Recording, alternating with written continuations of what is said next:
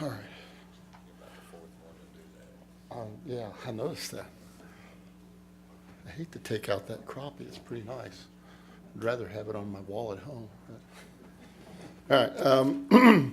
So last time in April, we presented to you some recommendations to two recommendations relating to the fall season for this coming year. One was to close fall hunting entirely in Lincoln, Franklin, Moore, and Coffee counties. We spent the last month essentially discussing and looking at this proposal. Our justification originally for the proposal was really to think about the fact that spring harvests have been decreasing over the last several years in some of the other counties, just like they have in these counties. And we were using Wayne, Lawrence, and Giles counties sort of as index counties, you might say, to sort of think about that, because we did close the fall season in those three counties. And but subsequently, the spring harvest has continued to go down in those three counties that we're using sort of as our model. And so we decided that we're going to withdraw that request at this time. And then similarly, we had a recommendation to reduce the fall bag limit from 6 to 3 in a whole bunch of extra counties there, and I've lost track of how many, but about 10 or 12 of them. And that was the same rationale, basically the same justification for that, was to try to just take another step toward helping to stem sort of the decrease in spring harvest in that group of counties. And so we've also decided to withdraw both of those considerations, and so that means really no change essentially to fall turkey seasons coming up this year. We will be continually looking at all of our information on these and as we do with all the counties in the state, just to see where things go in the near future. Okay. Are there any questions for Mr. Applegate from the commission? Do you, according to the poult surveys and stuff, is the turkey population hit a peak and kind of leveling off now at a little lower level, or what are you seeing in that trend? Pretty much, that's the general pattern. If you look at, and I don't have them with me, but I've got a graph of spring harvest, which we use as more or less our only tool for really tracking turkey populations, and it's not ideal, but it's what we have. And I have every county, basically, I have every county graphed, not updated for this year, because really we don't have a true final number available for this year yet. But I have those graphs, and if you look at all of them, a vast majority has I would say a textbook pattern of how the harvest, if it's reflecting population, it looks like it's right out of a wildlife management textbook on how populations behave when you are restoring a population back from very low levels. So it's really what we would expect to see coming down to, again, I think Darrell pointed this out earlier, and we're sort of at a real critical point here in managing where we've really, the restoration's done, and these animals are where they're gonna make it, but they oftentimes have increased beyond the ability of the land to really sustain them, and so they're kind of at a stage where they're now reaching a tipping point where they will decrease a little bit. And this will vary with the landscape. So it'll vary with what's in a particular county, what that will look like, and then they will fluctuate. And the fluctuation will have to do with all kinds of things, little of which we can control, like weather and so forth. And so that's what we're seeing. Now, there's differences. There are some counties, and like I said, I don't have all those graphs here, but there's some counties that show some weird things. And so we have to look at those a little bit differently. What I can tell you is, for example, if you look at counties in the floodplain of the Mississippi River, there's weird things, because you see big decreases when there's a big flood. and most of the land's underwater. And that's kind of to be expected too, but that doesn't fit the normal pattern that you expect to see in those situations. But that's a whole different situation. So that's something that's completely different than just looking at restoration. But that's basically it. Commissioner Baker? I got a question for you, Mr. Applegate. Right now, in the state of Tennessee, we're allowed to kill 4 gobblers, but we're only allowed to kill 1 per day. If we were to change that to where a hunter could kill two gobblers a day, because some people are limited on time, what do you think that would do to the population? How much impact do you think that would have? It's difficult. It's really difficult to know for sure. But if you think of that in terms of, the question really,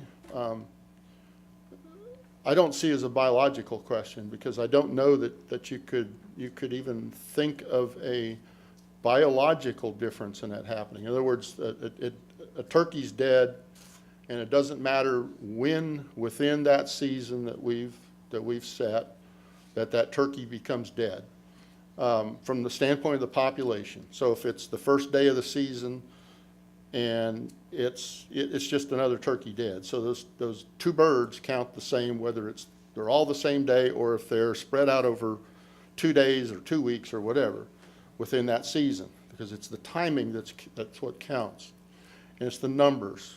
But I think the rest of it comes down to more of a sociological, ethical, however you want to frame it, issue. In other words, do you believe that it's acceptable and that's an appropriate thing to do? And I don't have an answer for that, because everybody's answer to, do I want to whack 2 turkeys I see side by side, that's a personal preference. Some are going to say, well, heck yes. Others are going to say, I'd rather not. I'd rather spread out my hunt. And that's what it comes down to. How is it not considered ethical? A lot of states around us allow you to harvest more than 1 a day. Right, and that's a good question. And I'm only saying that the question of whether you decide to do that comes down to an individual's choice in ethics. I'm not saying even that it's ethical or not.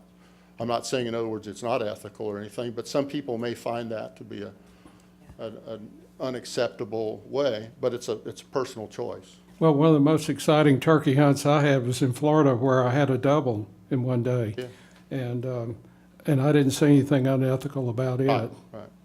So, that's basically what I'm doing, is framing that question. The context of that question is that's really something that, from a biological standpoint, I can't really address. Then basically it'd just be up to the hunter whether he wanted to shoot 1 or 2 in a day then. Absolutely. It could be his own personal choice. Absolutely. Thank you, Mr. Chairman. I think framing it, and not to quibble over words, over ethical, I think I'll kind of maybe zoom it back a little bit. Some might describe it as sportsmanship, ethical, whatever.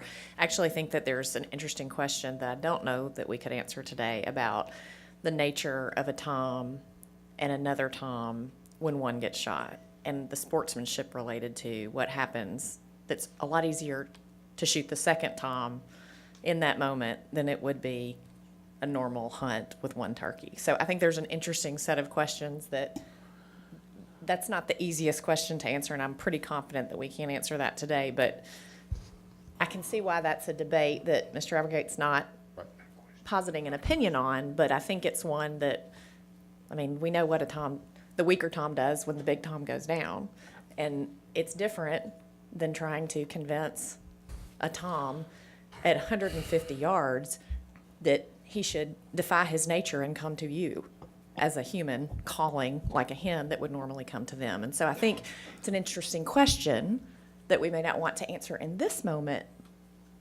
but maybe take a step back. I don't know if it's an ethical question necessarily, but it's definitely a question about, it's not just a hunter's choice, it's a series of things that we should probably be circumspect about. Well, you know, that's, that's assuming that you're shooting both turkeys at once. What about the guy who goes out in the morning and hunts and wants to hunt that afternoon? He can't.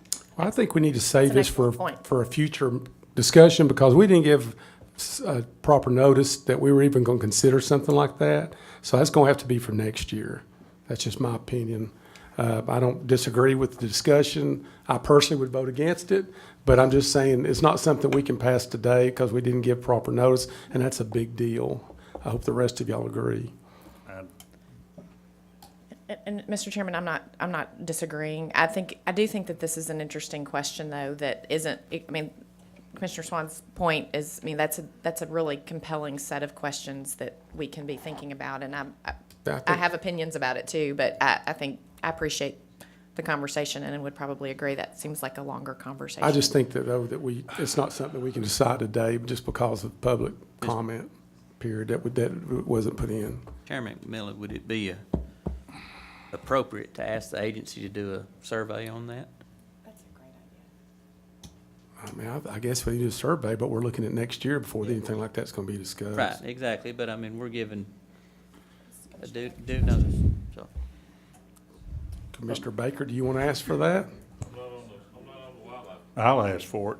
I'd like to know, and my comment is that I'm not going to try to, I don't think it's our place to decide what a hunter's ethics are or whether it's sportsmanship or not. My question I have is, it's obviously going to potentially increase the harvest. Does that increase negatively affect the resource enough to where it's a concern? That's the first question I asked. So, yeah, I mean, the answer I've gotten over the years, whether it's elk or deer or whatever it is, that they're taking the males up to a point, taking the males out of the flock or what, the herd or whatever, has very little, if any, effect. It's the females that decide the health of the resource. So, and just as a point of clarification, I'm not sure. While I agree with public input, I don't think we are precluded from making amendments just because we didn't talk about it last month. So just from a legal standpoint, I think we can make amendments to the proclamation anytime the proclamation's open. We may not want to do that because it wasn't, but we got the proclamation. There was 30 days of comment. We had 30 days of comment. We're back to make those comments. So I think we can change what we want to, whether we noticed it or not. I mean, the proclamation is open. So I guess that's a legal question, but that's just my opinion. Mr. Chairman, Yes, sir. I'd like to request that staff undertake a study regarding this matter, and that maybe we potentially schedule a workshop at an appropriate time down the road to discuss this further. There's differing opinions up here. We probably need more facts and the opportunity for more discussion, so that'd be my recommendation. Okay. That's good with me. Is there any other discussion concerning turkeys from the public? Yes, sir. State your name. My name's Chris Nishin, and I don't want to take up a lot of y'all's time. I'm not saying whether I agree or disagree with striking this.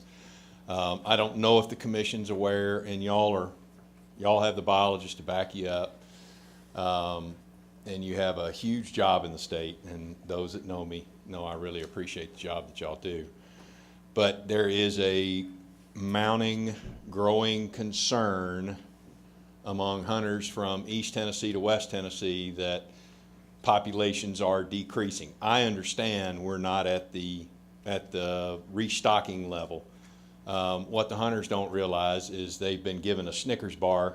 Y'all have let them lick it. Y'all have let them chew it. Y'all have let them swallow some of it. And then you've said, oh, by the way, give me that Snickers back. So they're a little bit shaky. All I'm going to say is, please, a lot of y'all heard me say it's perception, not reality, a lot of times in a lot of things in life. It's perceived that I'm a hell of a guide. I'm not. That's not reality. That's just the way it works. It's perception. I'm not even a nice person. And I know you're going to second that, so I got things for you too. But in all seriousness, I ask that if you all do strike this, please put it out to the public, as many places as you can, why y'all felt the reason to do this, because there's actually a growing concern in the state for reducing the harvest from 4 to 2. And when I say this, I've talked to hunters.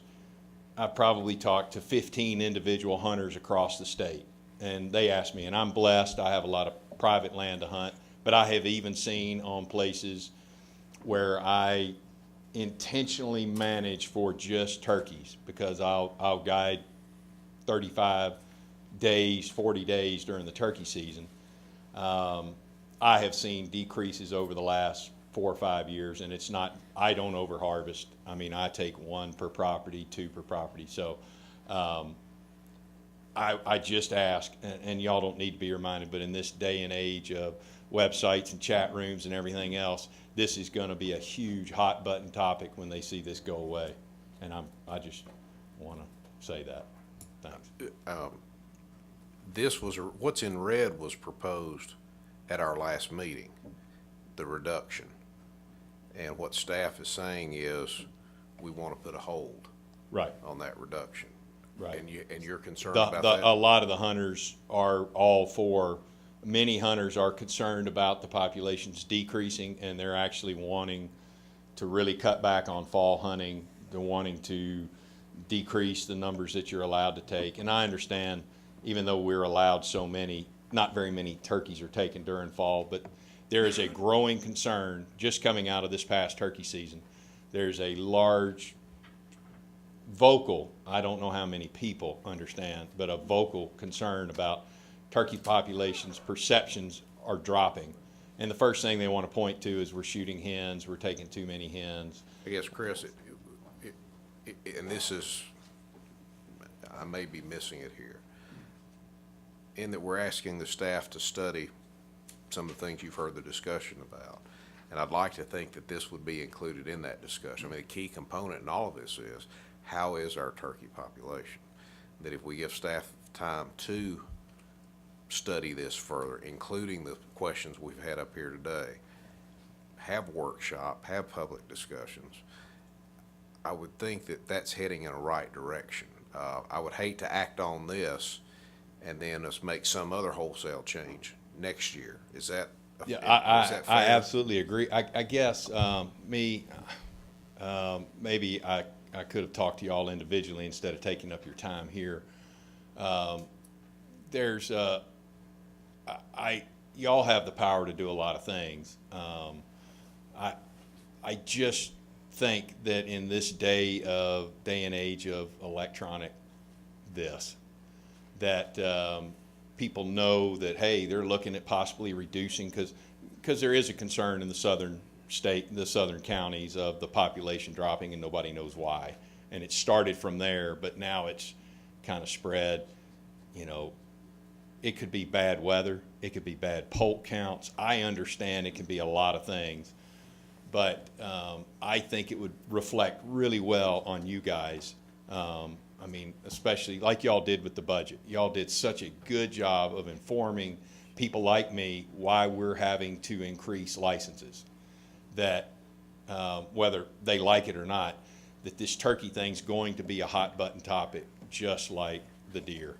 And word goes out when you all have proposals from the last meeting, word goes out and people get excited and, they're thinking this, that, and the other, and then all of a sudden.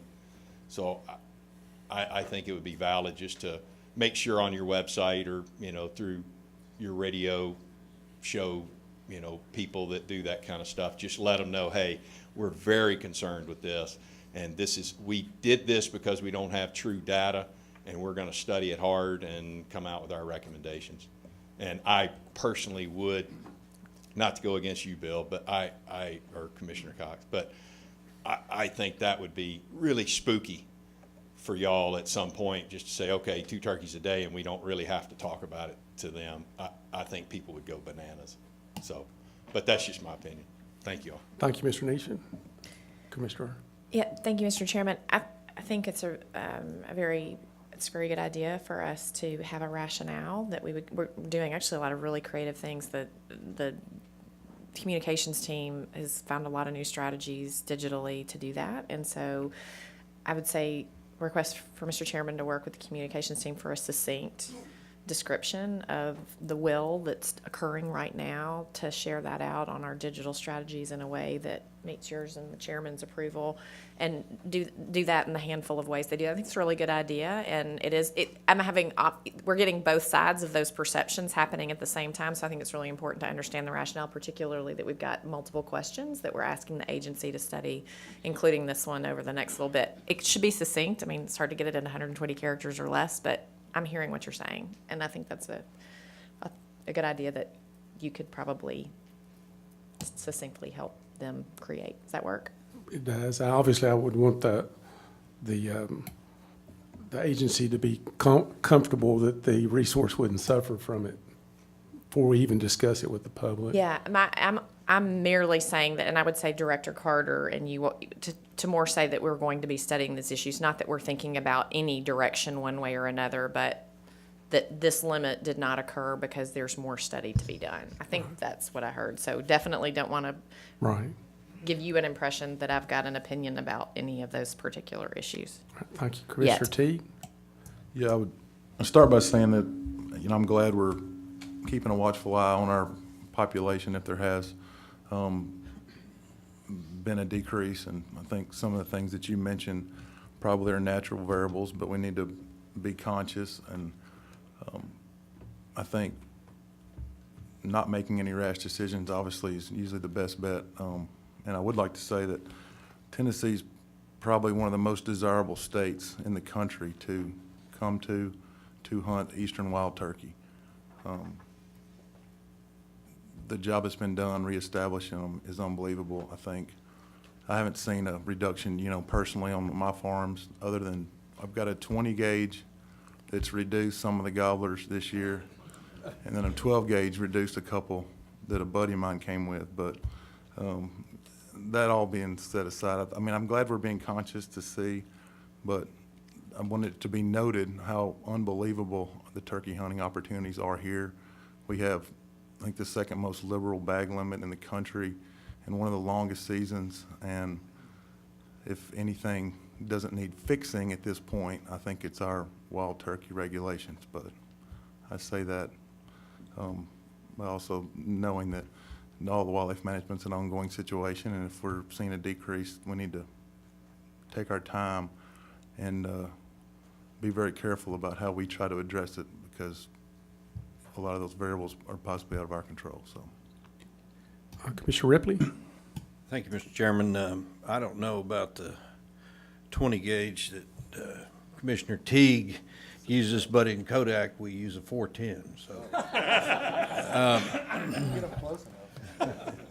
now I guess maybe I'm a little lost in just what the factual background on this is. As I understand it, there's been a demonstrable decrease in the turkey populations in 3 counties. Is that correct? Yeah, That being Wayne, Lawrence, and Giles.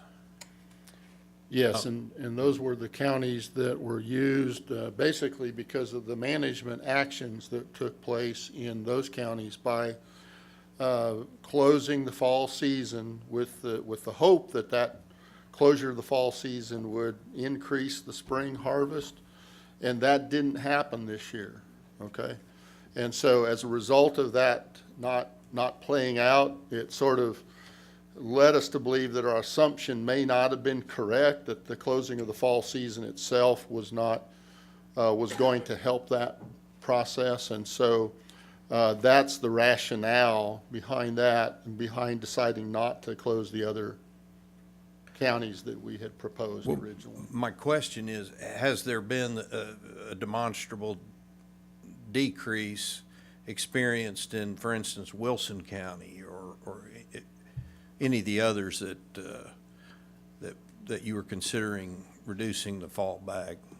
It's been variable. I don't have all of those counties real handy, but I can. Oh, that's fine. I just, I can show you some, I can show you a couple of graphs here just to give you a feel for that, how that works. So, so these are three of those. So this is Lincoln, which is one of the counties that we closed.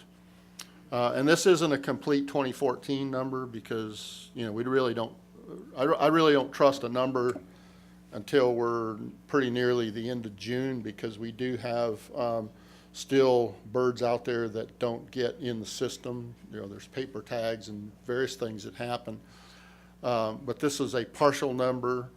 And so it's really gone down again, but and it's probably, we don't know, but it's not likely to come way up to show an increase at this point in time. This was like, I think about a week or 2 weeks ago. And then these are a couple of the other counties that were proposed. And so you can sort of see those, oops, all right, what did I do here? See if that works, there you go. I got lucky and actually got back to where I wanted to be.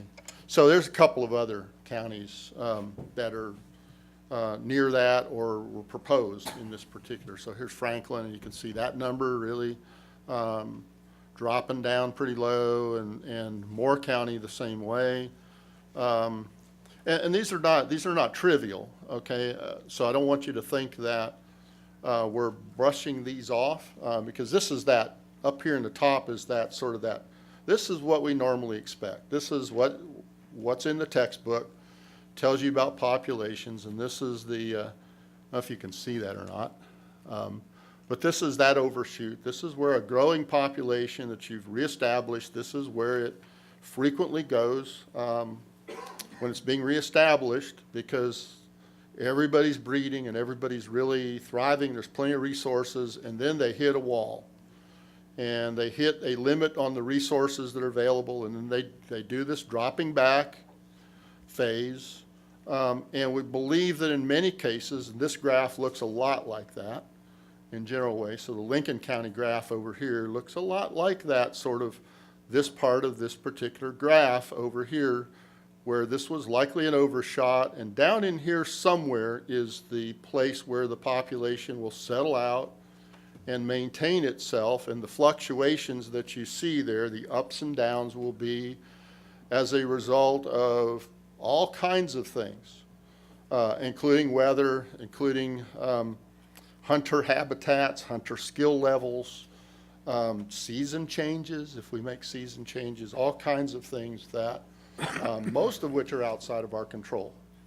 And so this is where we think that we're seeing that sort of pattern. Now, it's not trivial.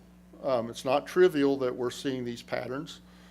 We just kind of expect it, but are we ignoring it? No. And that's why we came forth with the original proposals, because we're really not ignoring any of these patterns. It's just that before we change what people are allowed to do, in other words, change opportunity and all of those things, we need to know that what we're seeing is real and is a problem, and we're looking at this constantly.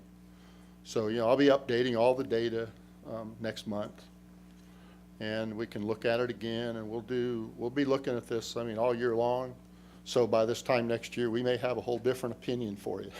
Can't promise one way or the other, but that's sort of the way it works. Yes, ma'am. Was those three counties, Wayne, Lawrence, and Giles, were they reduced or eliminated just 1 year? It says, I'm sorry. were they were the fall hunting decreased Yes. just 1 year? Yeah. And then Well, you saw that it seemed to level off, but then after the second year, it made no difference. Is that what you're saying? of the ones I'm showing there, actually Lincoln was the one. Okay. And then the other two were, have not. Those were two of the counties that we looked at to propose for this coming season. I'm saying the ones that you did reduce. Yes. Those yeah. three. Yeah, they didn't change. They continued to be lower, so, But that's only happened 2 years, 1 year. right, Okay. yeah. Excuse me, are we correct in assuming that these are kill numbers and not actual population counts? Correct, yeah. We have no real population count for turkeys. And it's a tough one. I'd love to have one, but it's tough to get that. Commissioner Baker? You're looking at the past 2 years being your two biggest downturn years. Have you looked at the rainfall for the past 2 years? Being a grading contractor, I can tell you the past two springs have been pretty wet in East Tennessee because I make a living whether it's wet or dry outside. So I think we ought to take the weather pattern and put it against your chart so you can get an idea. I think it's hard to tell by 1 or 2 years here if you don't have the weather patterns for the years for that whole graph to see where your population is. We're actually automatically assuming that rainfall is going to be one of those factors, and it's going to hit it in a couple of ways. It'll either hit it in production effects in some way the following year, or it will hit it in terms of harvest. And since this is a measure of harvest, but it's an indirect measure of population, that's one of the things we have to be cautious about, because these downturns can also have that effect of it's really rainy and it's really wet, and some people won't go hunting.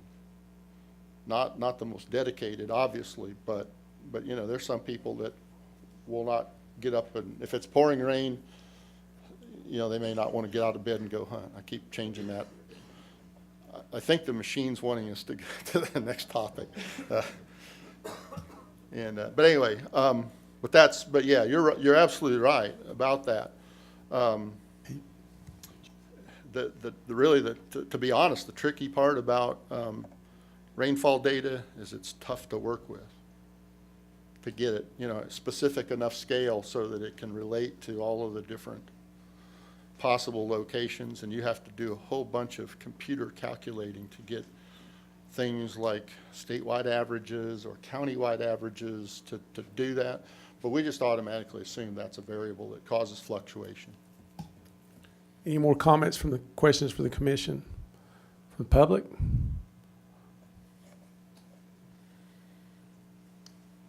I'm Mike Butler with the Tennessee Wildlife Federation. I have a quick question, Roger. The last turkey report that I can find. Mike, just keep everybody fair. Will you direct it towards I'm McMillan, sorry. please? Who am I talking to? Oh, you, okay.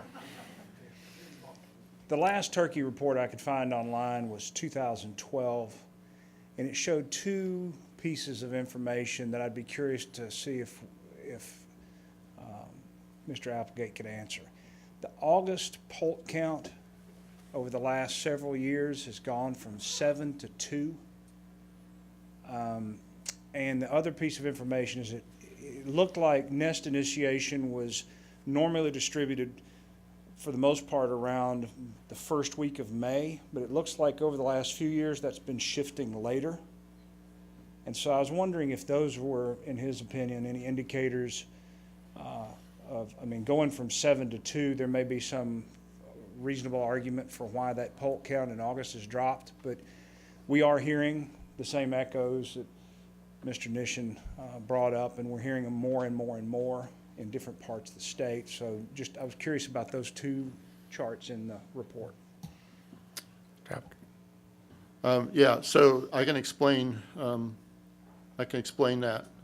If I draw your attention back to the graph that's on the upper left, this is the textbook graph, which is just simplified to give you a nice smooth curve.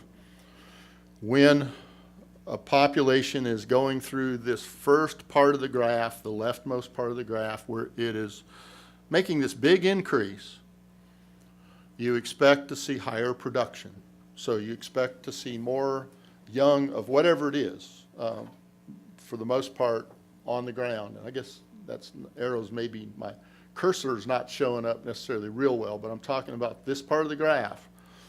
So when you're up here in this phase, which is the restoration phase, if you will, your productivity is higher. That means you'll have more young things being produced, and you may well have higher survival of those young things and so forth, so your numbers are going up. And there's a doubling effect in a lot of respects in that part of the curve.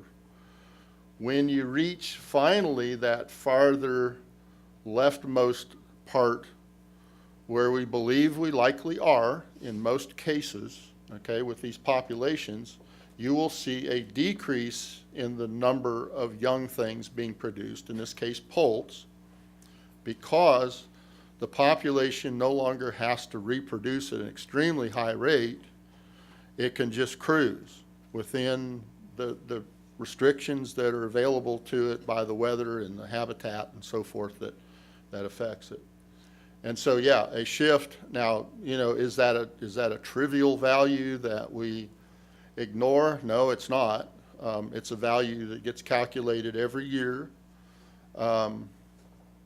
that has some importance, but it's just one piece of data that goes into all this. And so that's basically the rationale behind that. Do you have any other questions from the audience? Yes, sir. Good afternoon, ladies and gentlemen of the commission.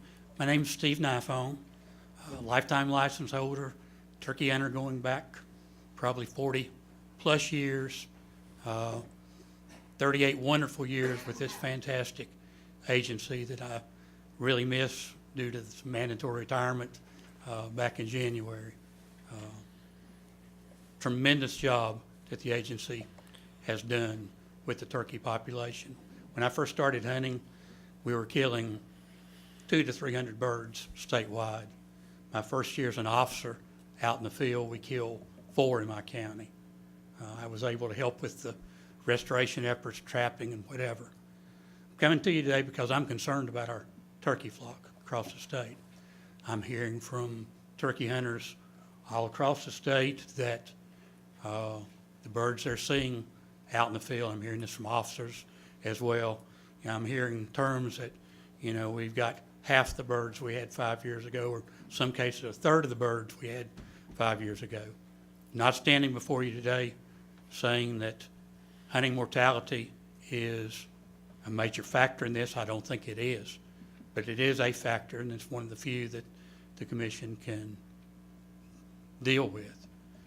When we increased the spring bag limits from 2 to 3, then to 4, it was during a period of increasing turkey population and historic highs. I think we're not there anymore. We're declining. And I think it would be a time for the agency and the commission to look at reducing some of the pressure we're putting on the turkeys. I'd like to see a bird or two taken off the spring limit. If a fall turkey season is still needed, my recommendation would be to go to a statewide bag limit of no more than 1 bow gun or whatever, and try to stabilize this thing as it's going downhill, because as Chris said, there are a lot of turkey hunters out there that are not seeing the birds they saw just a few years ago, and there's a lot of concern. Thank you for your time. Thank you, Mr. Nifone. Are there any other questions from Mr. Applegate? All right, if not, that concludes our turkey proclamation. So, Okay, if I may, I'll introduce Chuck Yost, and he will take over from here to talk about elk and deer. yeah, let's do it right now. Chuck, if it's all right with you and everybody else, can we take about a 15-minute break before you get started? Gladly. We'll stand in recess for a few minutes.